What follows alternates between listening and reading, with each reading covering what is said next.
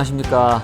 또 한 달 만에 저희 책을 가지고 서로 토론회하고 그 다음에 서로 생각을 해보는 시간을 좀 갖기로 했는데요. 오늘은 2명이 아니라 3명입니다. 그래서 오늘 또 한 달 만에 모였기 때문에 잠깐 소개를 하고 시작을 하도록 했습니다. 저는 오늘 사회를 맡은 신형근입니다. 네, 그다음 처음 들어옵니다. 그리고 오늘 네. 새로 참여하신 우리 박미라지입니다. 저거 어떤 걸 보는 거예요? 이거 보는 거예요? 네. 네. 오늘 우리 박미라 선생님은 건강사회를 위한 약사회 지금 현 대표님이시죠? 네. 반갑습니다. 오늘 뭐 특별히 여기 이 책을 가지고 참여하게 된 혹시 뭐 계기가 있나요? 특별이라기보다는 이제 그 앞으로는 이제 그 칙칙한 우리 그 2명보다는 이렇게 항상 다른 생각을 갖고 계신 우리 그 건약 대표님이랑 같이 이렇게 3명이 그 2명의 생각보다는 3명의 생각이 훨씬 더 좀 다양하게 나올 수도 있지 않았겠어요? 그래서 제가 그 같이 했으면 좋겠다라고 제안을 드린 거고 아주 그 다행스럽게 제안에 응해 주셔서 저는 참 감사하게 생각을 하고요. 왜냐면 우리 대표님이 그 건약 대표 하느라고 너무 힘드신데 이런 것까지 또 부탁을 드렸는데도 불구하고 어쨌든 그 응해 주셔서 저는 굉장히 고맙죠. 예. 어쨌든 그러면은 참여하셔가지고 지금 뭐 저희가 미처 생각하지 못했던 아니면은 좀 다른 시각을 뭐 이렇게 생각날 때마다 말씀해 주시면은 고마울 것 같습니다. 그래서 예, 오늘 이제 책은 미국의 도나 해러웨이라고 그분이 를 주로 그 리뷰하고 그 다음에 그분의 생각과 그분이 썼던 어떤 논문을 소개하는 글을 쓴 그 수유 너머의 그 연구원이라고 해야 되나? 아니면 최유미 씨라고 그분이 최근에 책을 냈습니다. 그래서 제목은 해러웨이 그다음에 다시 산의 사유. 이 책을 가지고 오늘 좀 고민을 해볼 건데요. 이 겉장 그림도 좀 사실 상당히 좀 안 갖고 왔는데? 뭐라 그럴까? 좀 기괴하다 그럴까? 이 기괴한 내용이 사실은 이제 책의 내용. 그 해러웨이가 사이보그라고 이제 이 내용 중에 상당 부분이 중요한 게 사이보그가 중요한 건데 이 사이보그를 형상화시킨 부분들이 이런 거라고 보면 돼요. 우리가 보통 생각하는 SF 상에서의 그 사이보그 어떤 그 뭐 터미네이터 그러면 아니면 그 저기 뭐야 뭐 어벤져스 이런 식의 어떤 그 사이보그 형상을 우리가 많이 기억을 하는데 어벤져스 우리 그 신영근 선생님이 그렇죠. 좋아하는 어벤져스. 그렇죠. 예.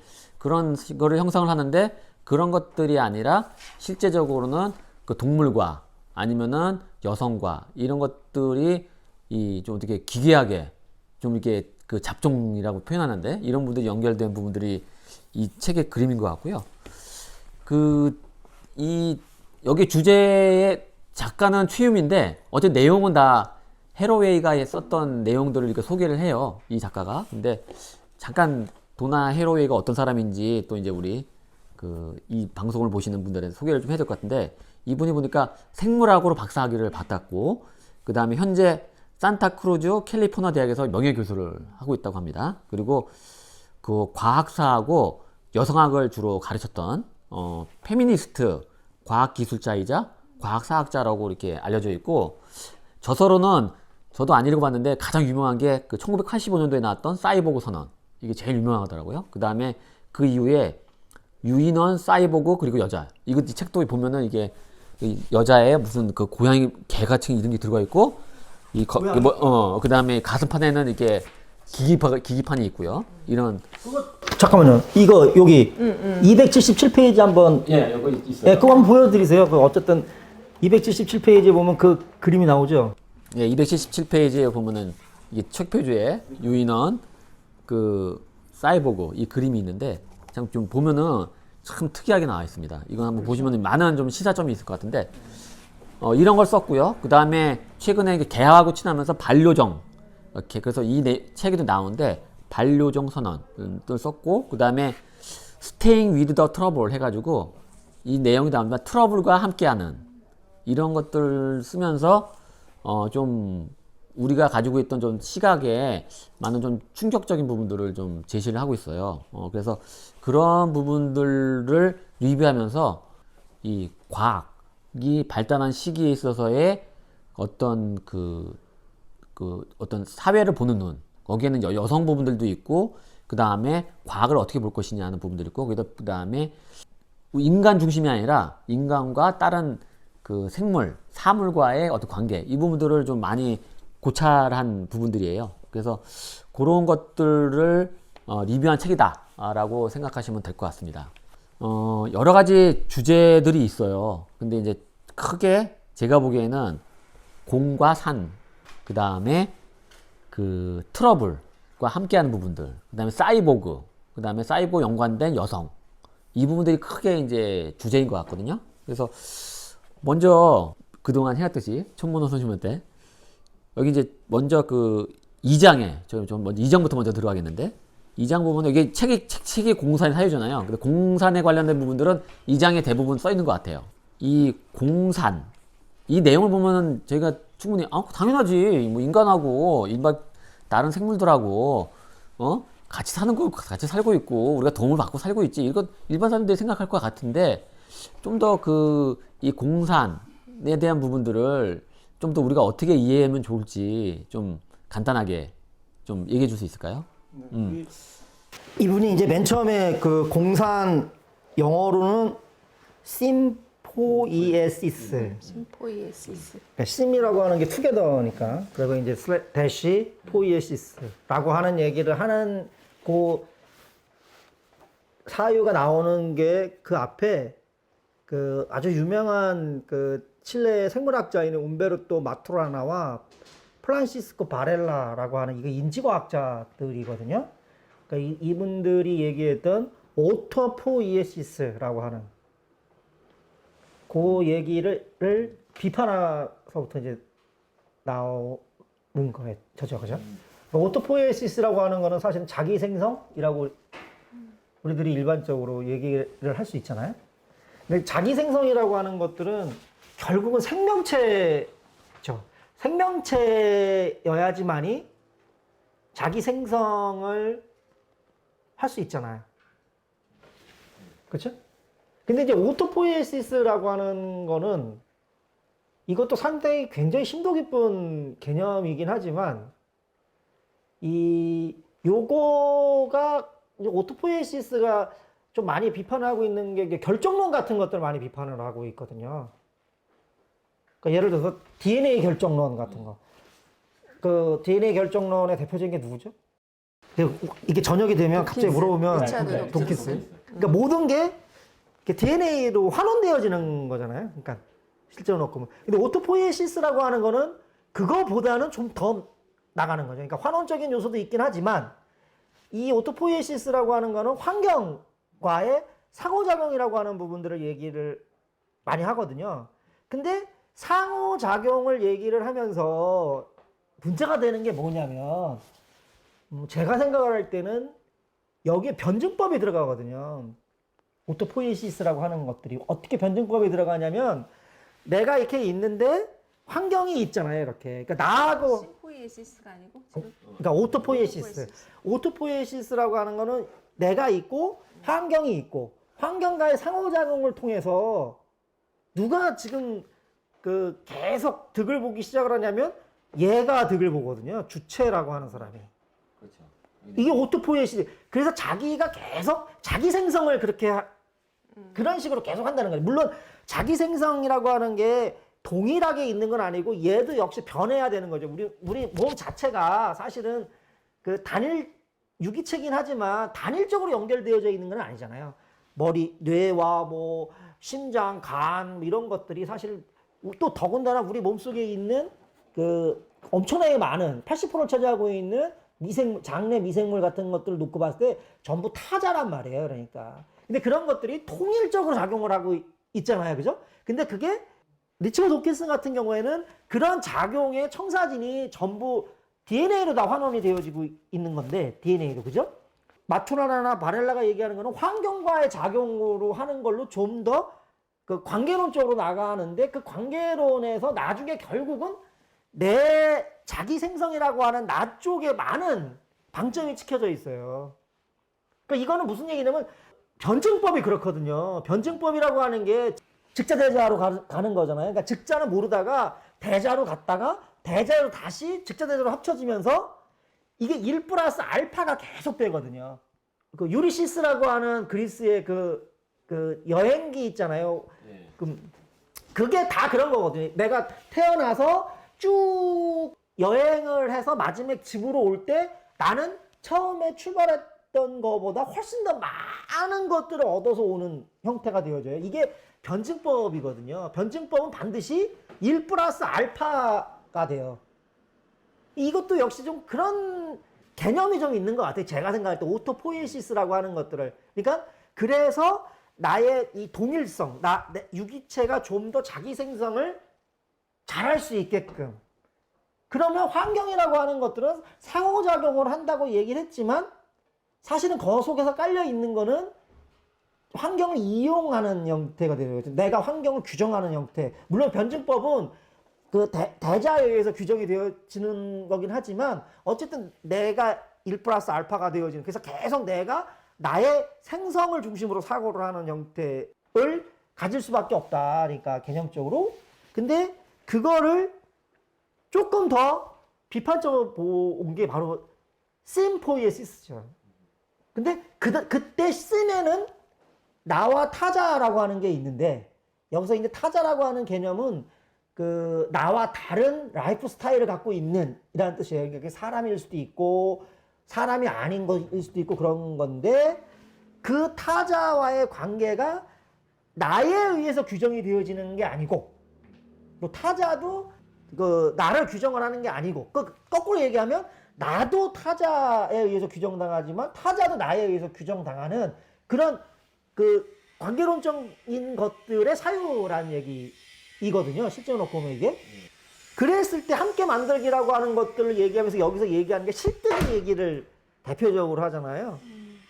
그죠? 그 실득이라고 하는 것들의 대표적인 게 뭐냐면, 우리가 이제 저랑 신영 선생님하고 실뜨기를 하면, 내가 이렇게 실뜨기 한번 해봤잖아요. 우리 이렇게 해서 이렇게 주면 신영 선생님이 수동적인 형태가 되어지긴 하지만 그거를 그 받은 거를 가지고 자기가 만든 다음에 다시 저한테 줄 거 아니에요.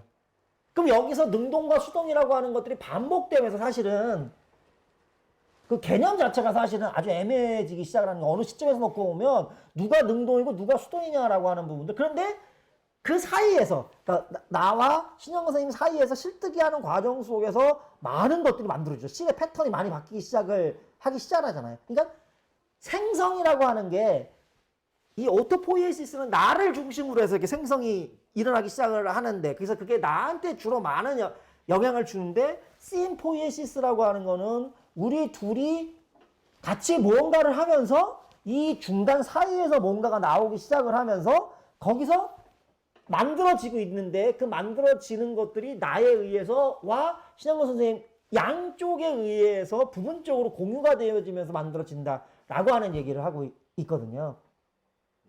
그게 바로 공 대시 산이죠. 그러니까 여기서 공이라고 하는 거는 together, sim, 함께 무언가를 산출하는데, 산출이라고 하는 것들은 나하고 신영건 선생님 사이 이쪽 어딘가에서 만들어지는 거죠. 그게 이제 이 책의 아주 대표적인, 그게 이제 반려라고 하는 개념도 역시 이제 그런 개념이 되어지는 거고, 사이보그라고 하는 것도 역시 그 사이보그를 구성하고 있는 것들이, 이질적인 것들이 여러 개가 관계를 맺고 있어서 만들어지는 거잖아요. 그래서 그게 오토포이에시스랑 심포이에시스라고 하는 것들이 조금 그 개념이 그렇게 달라지고, 그 이제 우리 생물학적으로 얘기를 하면 린 마글리스 얘기가 나오는데, 이제 그 세포가 그 어떻게 우리가 이제 지금 우리 세포를 보면 우리는 이거를 유캐리옷이라고 얘기해, 진핵세포라고 얘기하잖아요. 한 세포 안에 핵이 있잖아요. 우리가 옛날에 미생물 시간에 배웠던 것처럼 우리가 원핵이라고 하는 거, 프로캐리오트라고 하는 거는 핵이 하나 있는 거고. 응? 근데 진화론적으로 얘기를 하면 진화론이라고 하는 거는 연속적인 걸 가정을 하는 거, 점진적이고 연속적인 걸 가정을 하는 거니까 얘하고 얘 사이에 뭔가가 있어야 되거든요. 근데 그게 그 화석이 안 나타난다는 거죠. 왜 화석이 안 나타나냐? 린 마굴리스의 견해에 의하면 안 나타날 수밖에 없는 게 얘네들이 서로 잡아먹고 잡혀먹는 과정을 했다는 거예요. 그러니까 이건 좀 끔찍하죠. 이건 좀 끔찍한데 우리가 있는 그대로 그걸 봐야 되는 거니까 그렇게 하다가 그런 과정이 무수하게 오랜 시간 일어나다가 어느 날 갑자기 이게 잡아먹은 놈이 죽질 않고 생존을 하기 시작을 했는데 그 생존 방식이 훨씬 더 유리해지기 시작을 했다는 얘기예요. 그래서 그 세포에 또 다른 핵이 들어가 있는 거죠. 그래서 이걸 공생 이론이라고 우리가 얘기를 하는데 이거는 두 개의 다른 것들이 들어가서 하나로 완전하게 없어진 게 아니라 그 하나가 그 다른 세포 안에 들어가서 다른 기능을 하고 있는 거죠. 우리 몸속에 있는 박테리아처럼. 그래서 그 자체가 하나의 세포처럼 보이지만 거긴 또 다른 세포가 있는 거고 그게 완전히 그 한 개의 세포에 의해서 규정되어지는 게 아니라 나름대로는 부분적으로 역할을 하면서 같이 있는 거거든요. 그게 심포이에시스인 거죠. 그러면서 생존을 하기 시작을 하면서 살아가기 시작을 했고 그런 것들이 많아지기 시작을 하면서 지금과 같은 진화가 일어났다. 그래서 우리는 마글리스 얘기해 놓고 보면 결국에 가면 우리는 하나일 수밖에 없는 게 왜냐하면 거기서부터 다 진화가 이루어졌다라고 생각을 할 수밖에 없기 때문에 그게 이제 그 심포이에시스의 아주 핵심적인 얘기가 되는 거죠. 이게 책을 읽으면은 어느 정도 그 이 내용적인 부분들이 여러 가지 그 에피소드들이 나오기 때문에 아주 자세하게 많이 나오죠. 그러니까 보시면은 이해는 이제 할 수 있을 것 같아요. 근데 이제 여기에 우리 내용 중에 하나 더 이제 첨가는 저는 이제 개인적으로 봤을 때 여기 이제 생물학도 얘기가 나오고 얘기하신 것처럼 그다음에 인식 부분들을 어떻게 인식해야 될까도 말씀을 하셨잖아요. 그 부분들도 이제 나오는데 여기 윤리 부분들이 나오는데 공산의 윤리에서는 저기 이 헤로웨이는 주요 얘기될 게 죽여도 되는 걸로 만들지 말라. 이걸 태제로 얘기를 하거든요. 그러니까 보통 우리가 죽이지 말라. 우리가 보통 얘기할 때 죽이면 안 된다 막 얘기를 많이 하잖아요. 근데 실제적으로 죽이지 말라라는 부분들이 뭘 감추고 있냐면은 인간을 죽이지 마. 다른 거 다 죽여도 돼. 그러니까 인간은 죽이면 안 돼. 그러니까 우리가 그 이제 그래서 우리가 프로라이프 이게 많이 들어봤잖아요. 그래서 태아를 죽이면 안 돼. 태아는 생명이야. 어떻게 죽일 수 있어? 그 다음에 인간의 이게 존엄사 이런 거 어떻게 스스로 죽음을 끊을 수 있어? 이런 것들을 비판하는데 대신 우리가 막 잡아먹고 그 다음에 인간 한 사람을 위해서 그 어느 한 지역의 동물 다 몰살하고 이런 부분들은 우리는 인정을 하고 있다는 거죠. 그게 아니라 모든 사물을 죽여도 되는 걸로 만들지 말라라고 하면서 몇 가지 에피소드들이 나오잖아요. 책에 보면은 가장 이제 끔찍한 거는 그 일본의 어떤 소설인가 영화에 식량이 요만큼 있는데 사람이 이미 많아. 그럼 어떻게 죽일 거냐? 어떻게 죽이고 어떻게 살 거냐라는 부분들에서 우리 막 문제를 해야 된다고 그랬잖아요. 이 부분들이 좀 이게 많이 그 좀 고민됐던 주제가 아니었던가 생각해요. 그러니까 우리는 예를 들어서 빙하에 우리가 저기 1918년도에 빙하에 만약 큰 배가 있었잖아요. 부딪혔어. 그러면 모든 사람이 죽으면 안 돼. 근데 이제 그 상황에서 그 살 사람과 죽을 사람. 그러니까 어쩔 수 없이 이제 그 구분을 해야 되는 경우가 있잖아요. 이런 부분들이 이제 그 개입됐을 때 물론 그 죽여야 되는 좀 맞지만 여기를 그런 것들을 인식하면서도 그 행동을 해야 된다. 뭐 이렇게 계속 해로 얘기는 하더라고요.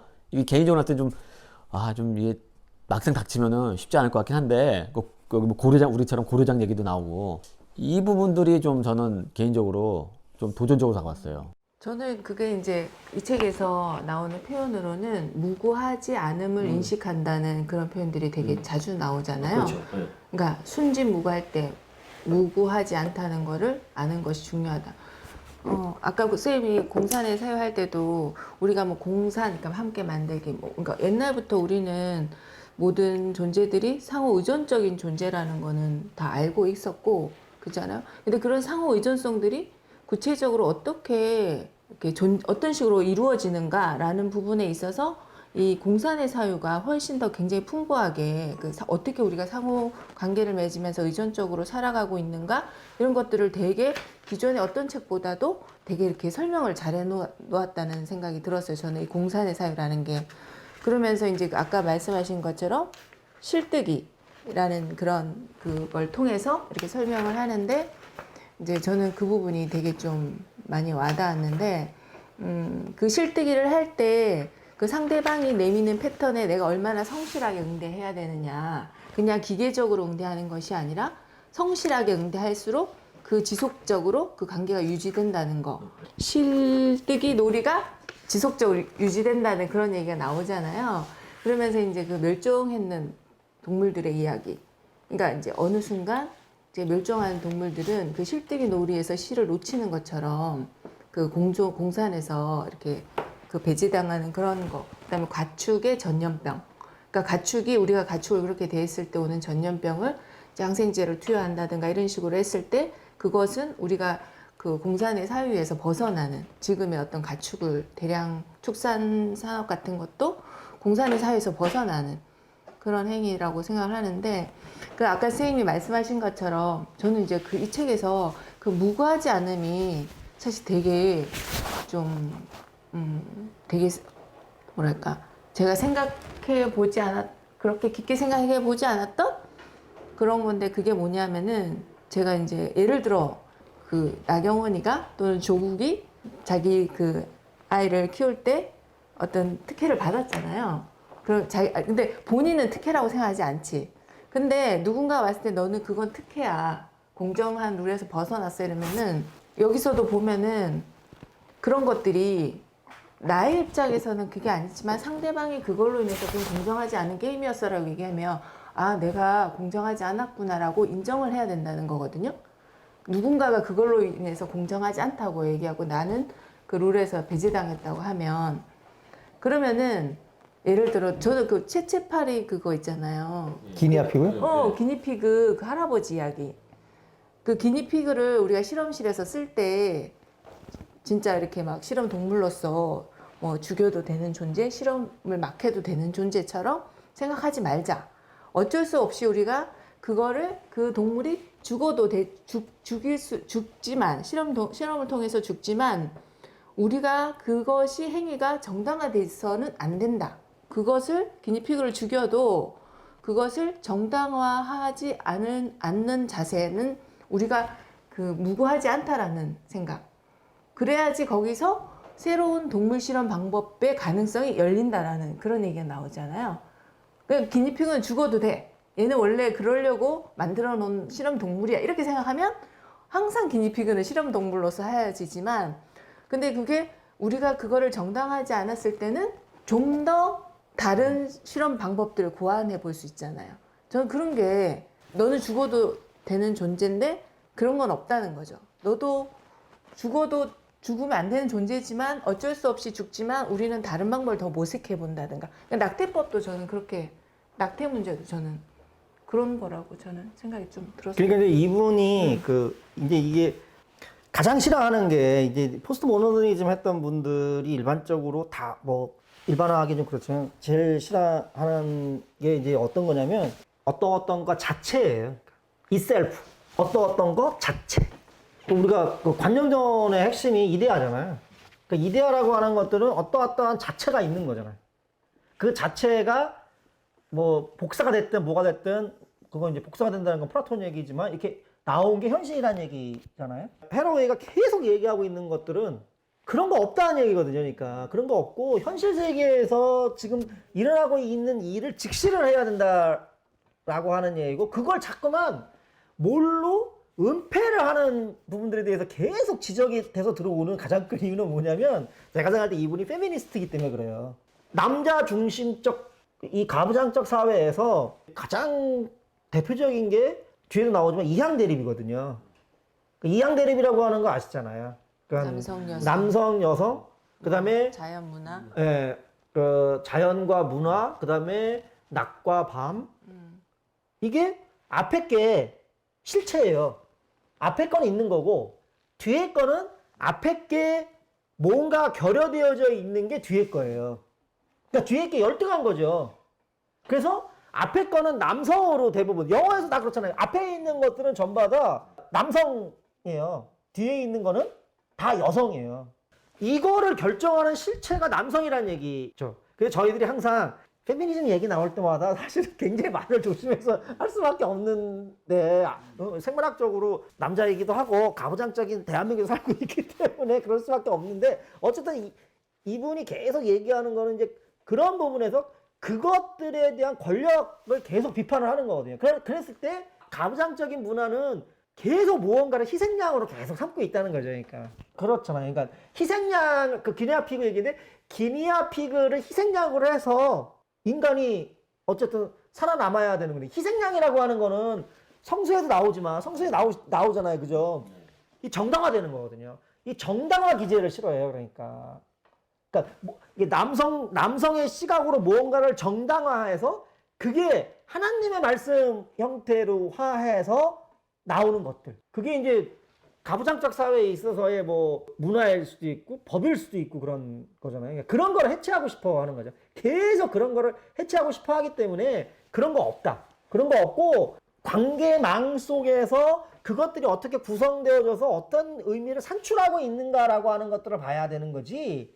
의미조차도 사실은 이분은 남성이 의미를 만든다라고 해서 여러 가지 사례를 이렇게 들고 있는 거죠. 그러니까 낙태부제도 사실은 그런 측면에서 저희들이 이 책을 보면서 그분은 낙태라고 하는 얘기를 했으면 좋겠다라고 하는 얘기를 자기 의견으로 얘기를 왜냐하면 그 내용 속에 죽을 수밖에 없는 그 현실이 왜 그런가라고 하는 것들을 계속 기억하자는 얘기거든요. 그러니까 근데 만약에 임신 중지라고 하는 얘기를 쓰면 굉장히 중립적으로 보인다는 거예요. 그러니까 사실 그게 이제 언어적 측면이죠.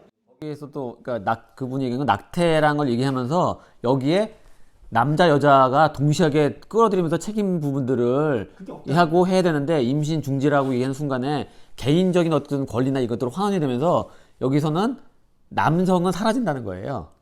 남성도 사라지고 사회도 사라지겠죠. 이거 사라진다면서 오히려 낙태 그 합법화 그리고 우리가 또 멧돼지 박멸할 때 그 뭐라고 표현하죠? 그러니까 뭐 위해 동물 뭐 살인 기관이다. 그렇지 말고 멧돼지 죽이기 이렇게 해야 된다. 그러니까 우리가 지금 멧돼지 죽일 수밖에 없는데 멧돼지를 죽이는 자체가 왜 우리가 죽이는지에 대해서 한번 생각 계속 해야 된다. 그러니까 멧돼지 우리가 죽이게 하면은 사람들이 되게 불편할 거 아니에요. 근데 그 농작물 위해 동물 당연히 죽여야지. 외래종. 그렇지. 외래종. 예를 들어서 뭐 예를 들어 따지면 베스 외래종에는 생태계 유란종, 파괴종 베스. 근데 베스란 생물로 봐서 베스를 정말 죽여야 되는 종인가? 이걸 완전히 없애버려야 될 종인가라고 봤을 때는 우리가 베스를 죽이자. 그러면 사람들이 또 이게 죽여?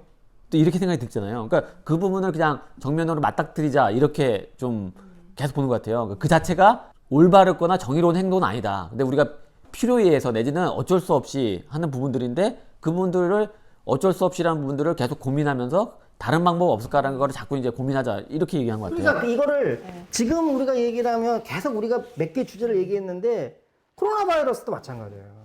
우리는 코로나 바이러스를 얘기를 할 때 코로나 바이러스를 박멸해야 되고 코로나 바이러스를 다 죽여야 된다고 생각을 하는 거예요. 그러니까 물론 코로나 바이러스랑 함께 살 수는 없을 것 같아요. 그러니까 코로나 바이러스랑 함께 산다는 얘기는 호모사피엔스라고 하는 종이 치명적으로 너무나 많은 테러의 입장에서 놓고 보면 어떻게 생각할지 모르겠지만 어쨌든 우리는 어쩔 수 없이 우리는 코로나 바이러스를 악으로 놓고 전쟁을 하는 것 같은 느낌이 있잖아요.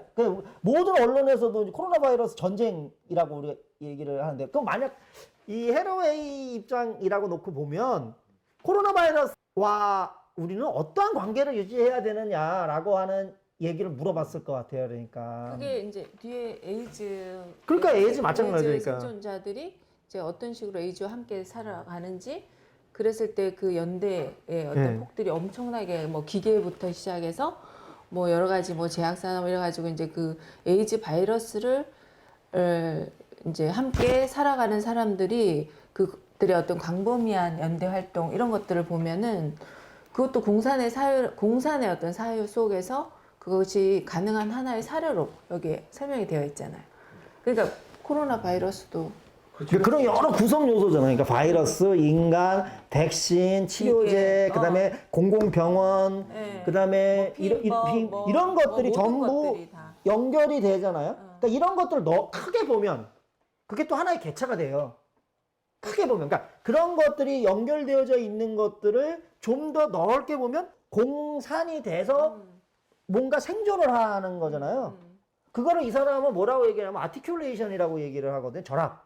그러니까 관절의 아티큘레이션이라고 하는 게 절합이잖아요. 그러니까 관절의 양쪽 두 개의 다른 것들이 연결되어지. 같은 것들이 연결되어지면 우리는 그걸 절합이라고 얘기하지 않거든요. 우리도 다리를 보면 그 관절에 이 다리에 이 발이 있는 부분과 이 허리에 있는 부분, 허벅지 있는 부분은 다르잖아요. 이름이 다르고 모양도 다르게 생겼잖아요. 그러니까 그 부분들을 아티큘레이션이라고 얘기하고 그게 어떠한 관계로 그게 그 절합을 하느냐에 따라서 명백한 차이가 되어질 수도 있고 애매한 차이가 되어질 수도 있고 이렇게 얘기가 하는 것처럼 그 구성 요소라고 하는 것들이 여러 가지의 구성, 그래요. 저희들은 이제 그거를 분석을 해야 되는 거죠. 어떠한 구성 요소들이 어떠한 방식으로 연결이 되어져 있는데 그게 어떻게 결합이 되어져 있는가 하니까 그래서 그게 나타나는 산출하는 효과가 무엇인가라고 하는 부분들에 대한 얘기를 할 수 있어야 된다 하니까 예를 들면 그것들을 자꾸만 하나로 지금 우리는 환원을 하잖아요. 그러니까 어떻게 하냐면 바이러스는 죽어야 돼. 죽이기 위해서 치료제 개발하고 그러다 보니까 그 치료제 개발하기 위해서 돈을 써야 된다고 얘기를 하고 그러다 보니까 제약산업이라고 하는 것들을 발전시켜야 된다는 논리로 나오고 걔를 발전시키려고 하다 보니까 거기에 주식이라고 하는 게 있어서 거기에 돈이 들어가게끔 막 유도를 하는 이데올로기가 나타나기 시작을 하는 형태. 아까 그게 바이러스도 아까 그 가축의 전염병하고 똑같잖아요. 똑같죠. 네, 가축의 전염병이 이제 생겼는데 그거를 우리가 어떤 식으로 거기에 응대하느냐 그 문제에 대한 문제제가 되게 크잖아요. 지금 우리도 바이러스를 지금 대할 때 치료제 중심의 사고를 하는 거니까. 그 걔를 죽여야 된다라고 하는 사고. 문제가 있는 거죠. 그러니까 그렇죠. 인간한테 문제가 발생을 하고 있기 때문에 사실은 기니피그처럼 기니피그도 사실 채채파리가 동물들을 많이 죽이잖아요. 사람들도 마찬가지고. 그러니까 이제 우리가 그거에 대해서 걔를 치료할 수 있는 방법을 생각을 해야 되지만 그거로만 환원을 해서 바이러스 때문에 그런 거야 라고 포커스를 맞추면 무슨 문제가 드러나지 않냐면 그럼 그 바이러스가 왜 나왔어? 그렇죠. 이 문제가 드러나지 않는다는 얘기죠. 그죠? 그러니까 그 낙태 문제처럼 낙태라는 용어를 쓰지 않고 임신 중지라는 용어를 썼을 때 은폐되는 게 있는 것처럼 바이러스를 없애기 위한 내용들이 백신이라고 하는 형태. 백신을 빨리 만들어야 돼. 막 이렇게 얘기가 됐을 때 그럼 우리는 백신을 빨리 만들어서 언제 자유로워지지라는 생각을 하지. 그 바이러스가 왜 우리의 삶을 지금 이렇게 하고 있는가라고 하는 내용이 전혀 전달이 안 된다는 거죠. 그렇죠. 근데 이 헤러웨이는 계속 그 얘기를 하고 있는 거죠. 그거를 전달시킬 수 있는 용어와 그런 것들이 왜 전달됐는지를 우리가 알아야 되는 거지. 바이러스라고 하는 건 당연히 죽어야 된다라고 하는 걸로 얘기하면 돼. 그 사고의 핵심이 뭐냐면 아리스토텔레스가 얘기하는 위계론이죠. 그러니까 아리스토텔레스는 모든 존재는 위계가 있다고 얘기를 하잖아요.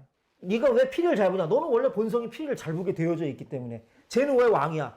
쟤는 원래 왕으로 태어났기 때문에 이런 식의 위계 구조를 타파를 해야 된다라니까. 그 타파를 하기 위해서는 그런 위계 구조라고 하는 것들을 규정하는 그 이데아라고 하는 건 없는 거고 그런 게 없이 이제 우리끼리 그것들을 이 속에서의 뭐 연결, 결합, 이런 거를 통해서 뭔가 나타나는데 그 나타나는 것들을 있는 그대로 바라보자라고 하는 부분인 것 같아요. 그러면 이제 그 공산 관련돼서 얘기를 많이 했는데 조금 주제를 이제 다시 다른 걸로 하나 넘어가서 일장에 개 관련된 이야기가 상당히 좀 많이 다른 주제에 비해서 많이 얘기 나와요. 그래서 반려종과 하면서 반려종하고 우리가 근데 여기도 이제 실뜨기 얘기도 좀 나오긴 하는데 반려종과 인간과의 관계를 얘기하면서 그 우리가 그 반려종, 그러니까 동물과의 아까 얘기한 것처럼 어떤 식으로 정중하고 경이롭게 같이 만드느냐라는 얘기를 하고요. 두 번째로는 어쨌든 그럼에도 불구하고 상대하는 객체마다 주체마다 권력 관계는 동일하지 않다. 맞아요. 그리고 동일하지 않고 불평등하다라는 부분들을 또 얘기를 하거든요. 왜 개를 얘기했을까요? 근데 그거는 우리가 좀 잘 좀 봐야 되는데 권력 관계라고 할 때 그 권력이라고 하는 부분들은 지금 우리가 생각하는 문재인 대통령 권력 이런 권력이 아니에요. 능력이죠. 능력. 사람들이 다 능력 그러니까 드레즈 얘기로 하면 리비도 에너지 또는 욕망을 추동하는 에너지 이런 거라고 우리가 얘기를 할 수 있는데 그게 사람마다 다르다는 거예요. 그러니까 예를 들어서 실제로 놓고 보면 근데 이게 평등이 갖고 있는 함이라고 하는 게 사실은 그래서 문제가 되는 거거든요. 평등이라고 하는 거는 똑같은 거잖아요. 근데 공산의 사유 이렇게 관계론적인 사유를 하게 되면 평등이라고 하는 거는 사실은 아무런 반응이 나타나지 않는 거예요. 두 개가 똑같으니까. 두 개가 능력이 똑같은데 무슨 반응이 일어나겠어요? 이거는 뭐냐면 실체와 실체가 있기 때문에 이 둘은 반응할 이유가 없어요. 왜? 얘도 50, 얘가 만약 힘이 50이고 얘가 힘이 50이면 거기서 어떠한 현상이 일어나지 않는다는 거예요. 실제로. 그러니까 뭔가 능력이 서로 다르기 때문에 그 능력에 따른 서로 간의 시너지와 또는 인터피어런스라고 하는 것들이 일어나기 시작을 하면서 뭔가 변화가 일어난다고 생각을 하는 거거든요. 그렇죠?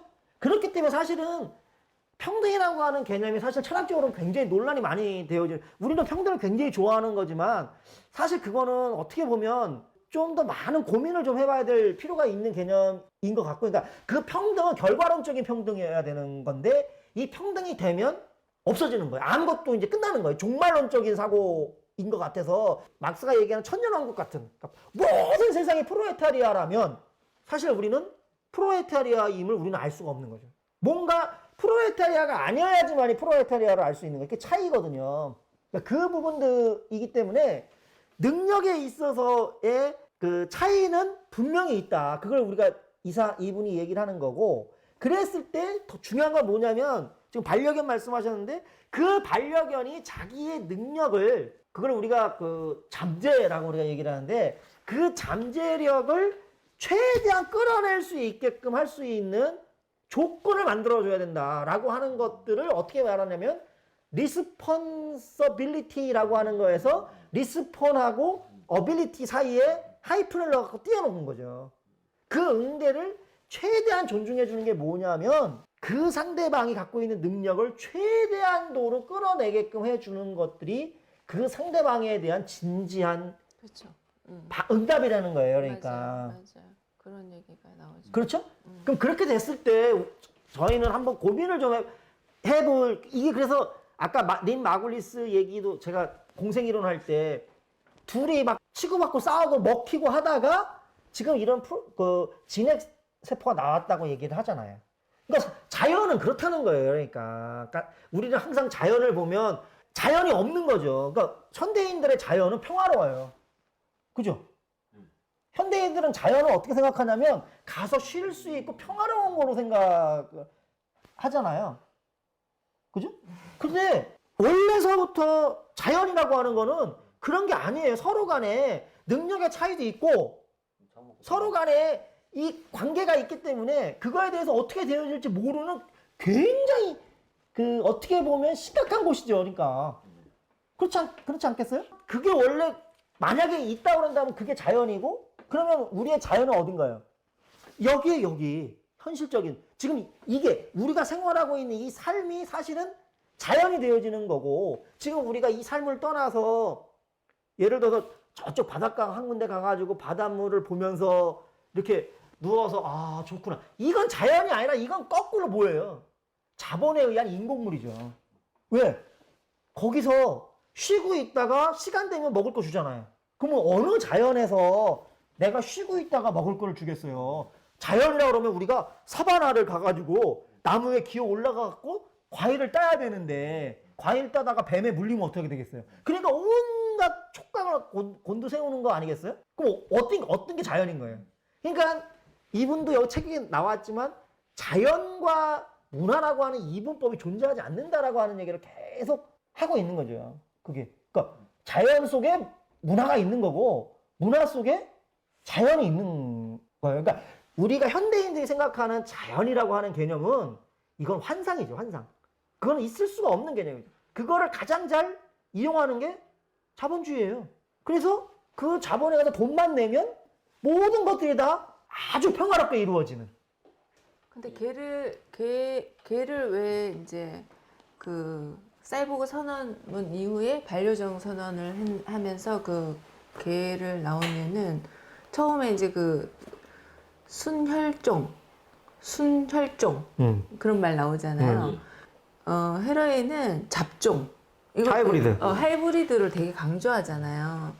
그러니까 이제 그 인간은 순혈통 이런 거를 욕망하지만 실제로 우리 사회는 잡종이라는 거죠. 순혈통은 존재하지 않는다. 우리 사회 자체가 잡종인데 그 잡종이라는 것 자체는 인간과 동물일 수도 있고 인간과 기계일 수도 있고 인간과 동물 기계가 다 있는 그런 어떤 우리의 그런 삶의 모습들을 이 사람은 하이브리드, 잡종 이런 식으로 이제 얘기를 하면서 개 이야기를 하는데 그러면서 순혈통에 대한 어떤 비판, 그런 순수한 존재들에 대한 비판을 하는 거고, 그다음에 개가 이제 인간과 친하게 지내면서 개의 경계가 되게 애매모호하잖아요. 과연 경계라는 게 있는가? 그러니까 자연과 문화에도 경계가 없다라고 그러잖아요, 이 사람은. 그래서 자연과 문화가 아니라 그냥 자연 문화 이런 식으로 표현을 하는 것처럼 헤로웨이의 전체적인 그 생각의 흐름 속에는 항상 이 이분법적인 이 경계 이걸 항상 무너뜨리려고 하는 시도들로 그게 가부장적이기 때문에 그런 거예요. 엄청나게 그런 시도들이 많이 있는 것 같아요. 그래서 저는 이 책이 굉장히 그 뭐랄까 의미가 있다고 생각하는 게 그런 부분이에요. 우리나라만 일본도 그런지 모르겠지만 우리나라가 인문과 이 자연이 나눠져 있어요. 그죠? 고등학교 2학년 때 우리 나누잖아요. 지금도 나누잖아요. 인문 그 문과반, 이과반. 대학도 나눠져 있잖아요. 근데 지금 이 책을 쓴 최유미 씨도 마찬가지고 헤로웨이도 마찬가지고 최유미 씨는 화학을 전공을 했고 헤로웨이는 생물학을 전공했단 말이에요. 지금 우리는 약학을 전공을 했고 근데 약학을 전공해서 지금 우리가 약학적인 얘기를 하는 게 아니라 인문학적인 얘기를 하고 있다는 얘기예요. 그 토대가 되는 게 생물학적인 부분들이 존재를 하는 거지만 이런 사유를 한 대한민국 사회에서는 이게 이제 융합이라고 하는 형태로 계속 통섭 뭐 이런 식으로 통섭은 좀 잘못된 거기나 할 것 같은데 그렇게 얘기를 하면서 나오지만 이런 사유 자체가 예를 들어서 있잖아. 야, 그 의사나 약사들이 뭘 그 철학을 해. 뭐 예를 들어서 그 저쪽에 그 인문학 하는 사람들은 또 뭘 또 이렇게 하다 보니까 절름발이 학문이 되어지거든요. 왜냐면 우리 삶이라고 하는 게 이렇게 지금 공산적이고 이질적인 것들이 모여갖고 지금 되어지고 있는데, 응? 그러니까 약학을 전공한 사람은 약학만 해야 돼. 이게 사실은 퓨어한 거죠. 이게 순수한 거죠. 세상에 그런 게 어디 있겠어요. 세상에 그런 게 없다는 얘기를 계속 해주고 있는 거거든요. 근데 세상에 그런 거 있다는 얘기를 하는 사람이 존재하죠. 그게 누구죠? 플라톤이에요. 맞아요. 플라톤은 퓨어한, 그래서 사람들이 그거 계속 세례를 받는 거예요. 퓨어한 게 있는 거예요. 이데아가 있는 거예요. 이데아를 쫓아가야 되는 거예요. 그러니까. 근데 그 이데아도 역설이 있는 게 있어요. 뭐냐면 악의 이데아는 없어요.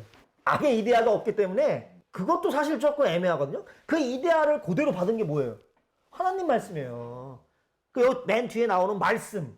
그 말씀으로 인해서 명령이 돼갖고 진행이 되어지기 시작을 하잖아요. 근데 그 말 누가 하는 거예요, 지금? 그 남자라는 거예요. 그러니까 그 말이. 네? 그리고 딱 하나로 딱 정의가 되는 거잖아요. 그러니까.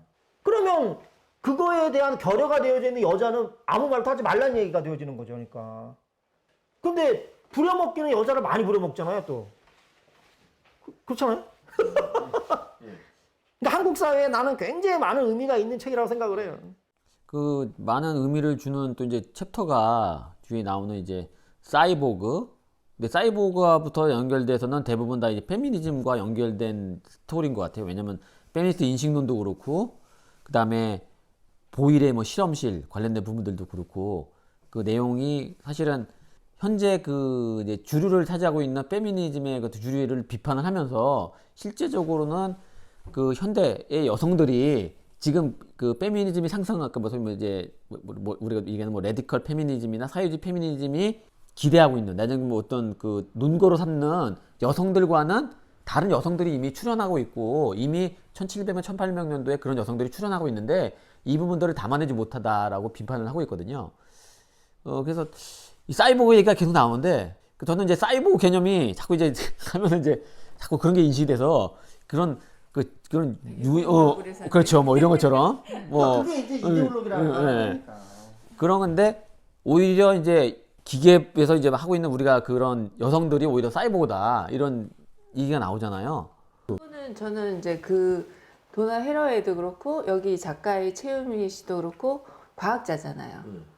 실제로 자기가 이제 여성의 관점에서 그 페미니스트의 이론들을 그런 이제 기계라든가 뭐 이런 것들을 이제 그 배척하는 그런 상태에서 자신들의 삶을 기존의 페미니스트들이 이제 적절하게 설명하지 못했다. 이미 그 여성들은 그 기계와 이미 이제 한 몸처럼 살아가고 있는데 과학이나 근데 그런 것들에 위화감을 느꼈다라고 왜 표현을 하잖아요. 최유미 씨도 자기가 이제 여성학 공부를 하면서 자기가 하고 있는 일과 이게 이제 접목이 그러니까 이해가 안 되는 위화감을 느끼는 그런 것들이 있어서 아마 헤러웨이의 어떤 의견에 최유미 씨는 굉장히 공감을 하지 않았을까 그런 생각이 들고 그렇죠. 예, 저는 이제 이 책에서 제일 많이 나오는 것 중에 하나 여성의 정체성에 의지하지 않고 기대지 않고 페미니스트 정치 운동을 어떻게 할 것인가 이게 헤러웨이의 고민이라고 그랬거든요.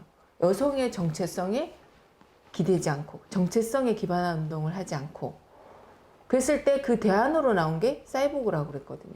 그렇죠, 그렇죠. 그러니까 그게 그런 거잖아요. 어떤 거냐면 1세대 같은 경우에는 젠더, 그러니까 섹스, 생물학적인 성이 아닌 사회적으로 만들어진 성이라고 하는 그런 부분들이 있다고 얘기를. 그러니까 사회적으로 만들어진 성이라고 하는 거는 결국에 가가지고는 그 사회의 사회적 문화적 가치를 담지하고 있다라고 하는 얘기예요.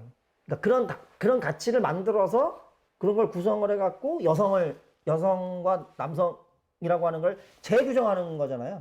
사실 그것도 기존에 그 생물학적 성에 의해서 고착되어져 있던 부분들을 흔들어 놨으니까 이제 그거를 우리가 staying with trouble이라고 얘기를 하죠. 그 trouble이라고 하는 것들이 거기서 계속 문제시하게끔 만들어내는 거거든요. 이게 그 우리나라 헌법에 경제민주화 조항이 있잖아요. 그 김종인 씨가 자기가 만들었다고 항상 주장하는 또 아니라고 하는 사람도 있지만 그런 조항이 하나 딱 들어감으로 인해 가지고 경제민주화라고 하는 얘기가 항상 담론으로 문제가 되거든요. 어떤 게 경제민주화냐라고 하는 것처럼 그것처럼 그 생물학적 성이 그 사회에 있어서의 주로 담론일 때 젠더라고 하는 문제로 탁 치고 나와갖고 이 생물학적 성이라고 하는 게 문제가 있다라고 하는 부분들을 흔들어내는 거예요. 이게 근데 나름대로 의미가 있는 거였잖아요. 근데 이게 무슨 문제가 생겼냐면 이게 그 사회적 문화적 가치라고 하는 거 이거 관념론적이거든요, 사실은. 그런 것들을 또 제일 많이 그런 걸로 득을 본 게 자본주의예요. 왜냐하면 구글 같은 경우에는 자기네들은 성 상관없다고 얘기를 하거든요. 인종도 상관없고 계급도 상관없어. 우리는 와서 자유롭게 일할 수 있어. 대신에 창의적인 너의 능력을 발휘를 해줘봐. 이런 거거든요. 그 다음에 나온 게 그 자연 어머니, 자연의 모성성이라고 하는 걸 강조하면서 잉태 이런 것들이죠. 그죠? 이게 이제 가야 이론 같은 형태가 그런데 이거 완전히 이거랑 또 거꾸로 되어져 있는. 그러니까 이쪽은 그런 여성성이 있다라고 하는 거. 그러니까 여성성이라고 하는 게 존재한다는 얘기죠. 그러니까 여성성 그게 뭔지를 그게 존재하고 그거를 그 부분들을 그 교란시키기 위한 뭐 다른 대항 담론 이렇게 돼. 그러니까 대항 담론의 문제가 이 여성성이라고 하는 게 우리가 한자로 성이라고 하는 게 존재하고 있다라고 하는 것들을 전제하고 있기 때문에 문제가 되는 거거든요. 계속 이 사람은 이런 거 없다고 얘기를 하고 있는 거고. 그렇잖아요? 그래서 이 대항 담론이 그 다음에는 거꾸로 뒤집혀 갖고 꼭 막스가 해결을 뒤집는 것처럼 뭐냐면 여성이 위대한 거로 되는 거죠, 이제. 자연의 위대함이 있는 것처럼 그 자연이 엄마가 되는 거고 엄마의 모성성이라고 하는 것들이 위대하게 되어지는 거예요. 그게 없는 남자가 이제 거꾸로 비춰져지는 거죠. 이것도 역시 이양대립적인 거라는 거예요. 이 두 개가 이걸 극복하지 못했다는 얘기예요. 그러니까. 그죠? 왜? 둘 중에 하나로 계속 가야 되는 거니까. 근데 이제 그 여성의 그런 이제 그 임신이라든가 육아 이런 것들이 여기서는 이제 그 뭐랄까 자연의 생산성 그런 거하고 이제 결합이 되면서 그 자연과 동일한 존재 여성이 그 어머니 자연, 어머니 대지, 뭐 어머니 지구 이런 식의 어떤 그런 표현들을 헤로인은 거부하잖아요. 그러니까. 너무 자연하고 동일시한다. 근데 그 여성이 낳은 거는 귀여운 아기가 아니라 하이브리드다 이렇게 얘기하거든요. 그 너무 충격적인 말이었어요. 처음에는 괴물을 낳는다 여성들은. 거기서 내가 이제 저는 그 표현이 헤로의 표현들은 굉장히 좀 거침이 없는 그 영화 기억 안 나요? 어떤 거 괴물 낳는 영화. 그거 뭐, 에어리언? 그게 그거예요. 에어리언? 그게 그거예요. 그러니까 에어리언이라고 하는 사람의 여자의 태어났을 때 그 걔가 누구였어요? 괴물이었잖아요. 우리는 그거를 공포로 느꼈지만 지금 헤로웨이가 얘기하는 걸로 우리가 그림적으로 묘사하면 그런 거라는 거예요. 하이브리드. 그 괴물. 여성을 그 여신처럼 그러니까요. 그렇게 묘사하는 것에 대해서 자기가 이제 반대한다 이런 것들이 굉장히 저는 그러니까 이게 그래서 철학적으로 놓고 보면 관념론하고 유물론으로 나눠져 있잖아요. 그러니까 아까 얘기했던 관념론이 내가 나의 관념으로 규정을 하는 거예요. 아, 나는 여성성을 많이 갖고 있는 것 같아. 그럼 나는 남자지만 젠더로서 나는 여성성이 나는 있다라고 얘기를 할 수 있잖아요. 그렇죠? 그게 이제 우리가 커밍아웃이라고 하는 게 그런 거잖아요. 그러니까. 이거는 사실은 그 사회 문화적인 그 관념에 의해서 지배 가능하니까.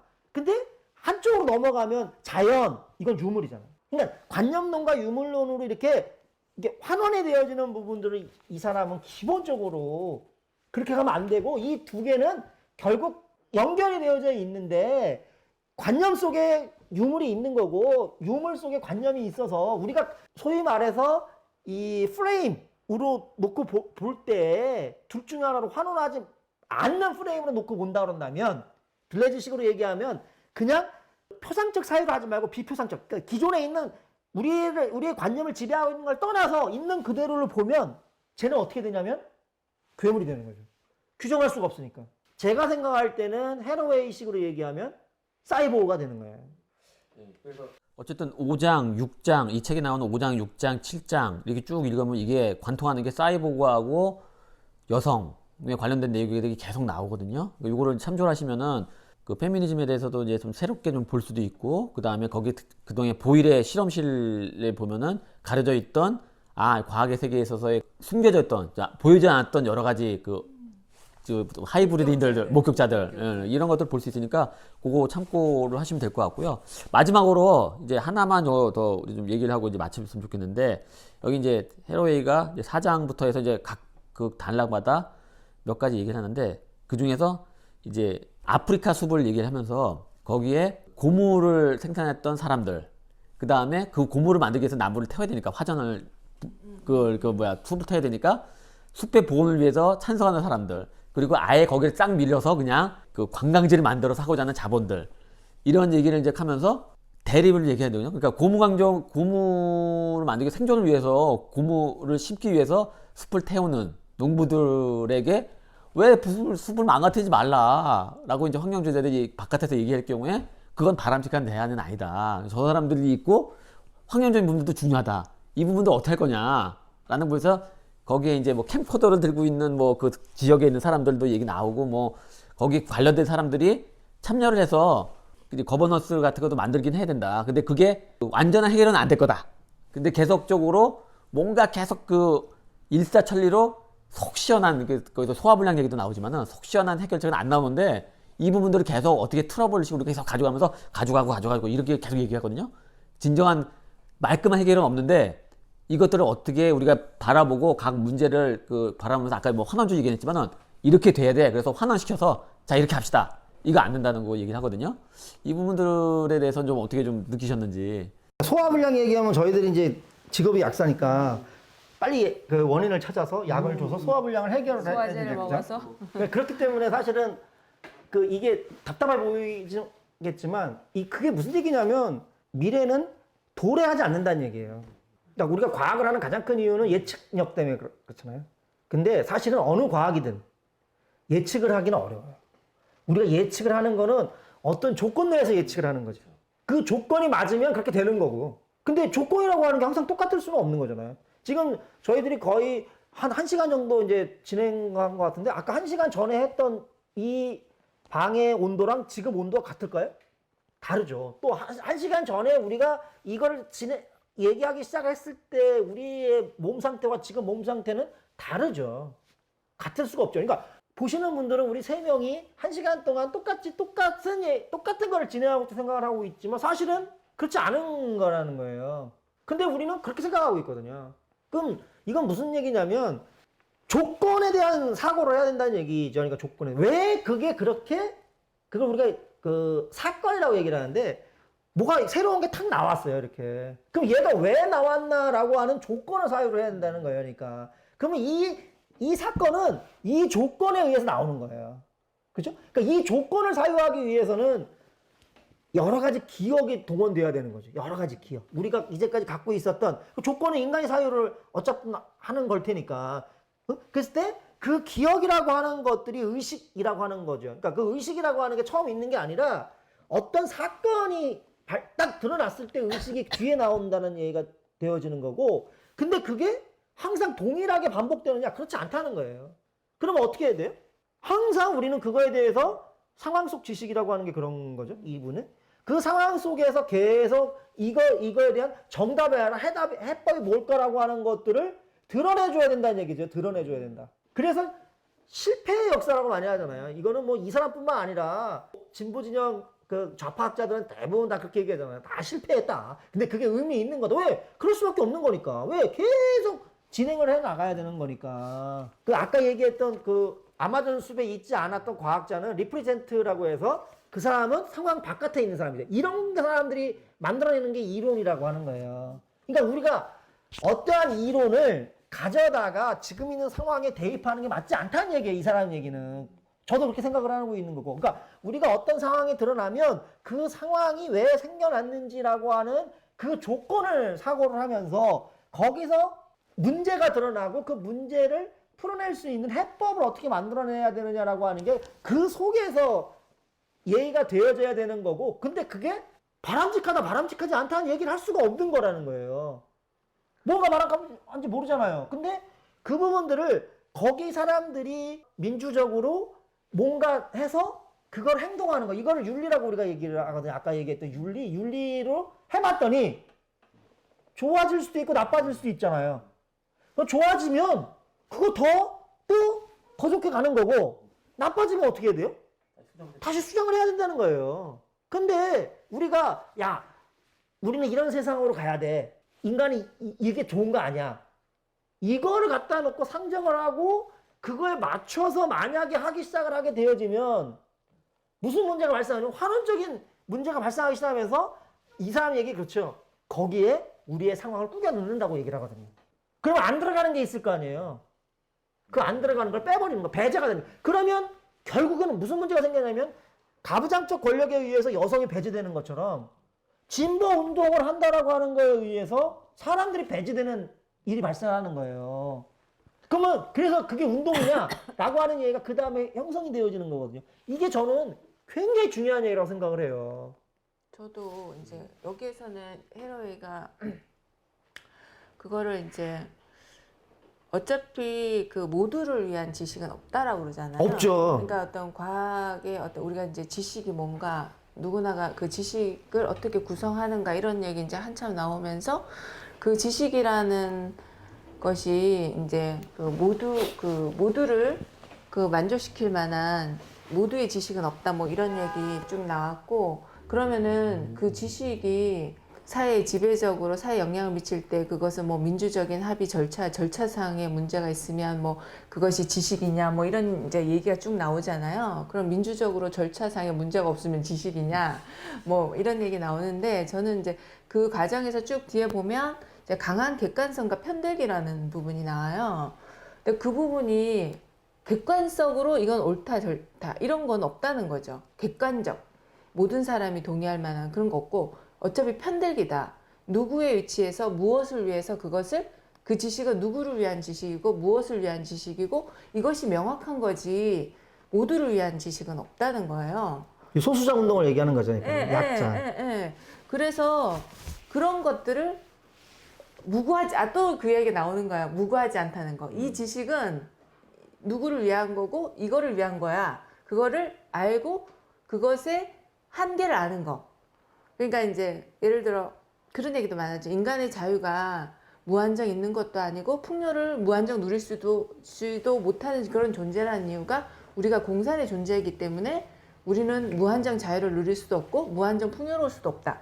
이런 얘기 많이 하잖아요. 그게 진공 상태죠. 그러니까 무한정이라고 하는 거.